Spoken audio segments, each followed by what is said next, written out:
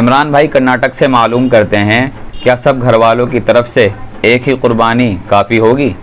حضور اکرم صلی اللہ علیہ وسلم کی حدیث ہے، من وجد ساعة فلم یضحی فلا یقربن مصلانا، جو آدمی صاحب حیثیت ہو، مالدار ہو، اس کے باوجود بھی وہ قربانی نہ کرے، وہ ہماری عیدگاہ کے قریب بھی نہ آئے۔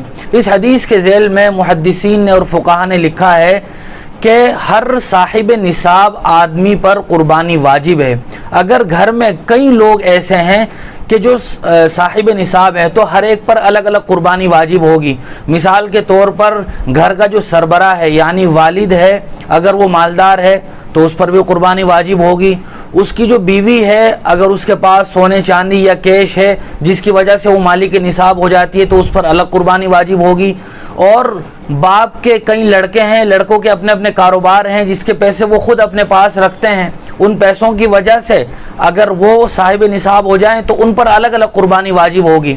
لیکن ہاں اگر سب کا سب جو بچے ہیں جو بھی کچھ وہ کماتے ہیں وہ سب کا سب اپنے والد کو دے دیتے ہیں اور سارا خرچہ آمدنی کا حساب وہ والد کے پاس ہی رہتا ہے، بچوں کے پاس کچھ نہیں رہتا، جو وہ کماتے ہیں اپنے والد کو دے دیتے ہیں، بچوں کے پاس کچھ نہیں ہے تو بچوں پر قربانی واجب نہیں ہوگی۔ لیکن جو والد کے پاس پیسے ہیں اور وہ خود صاحب نصاب ہیں تو پھر ان پر قربانی واجب ہوگی۔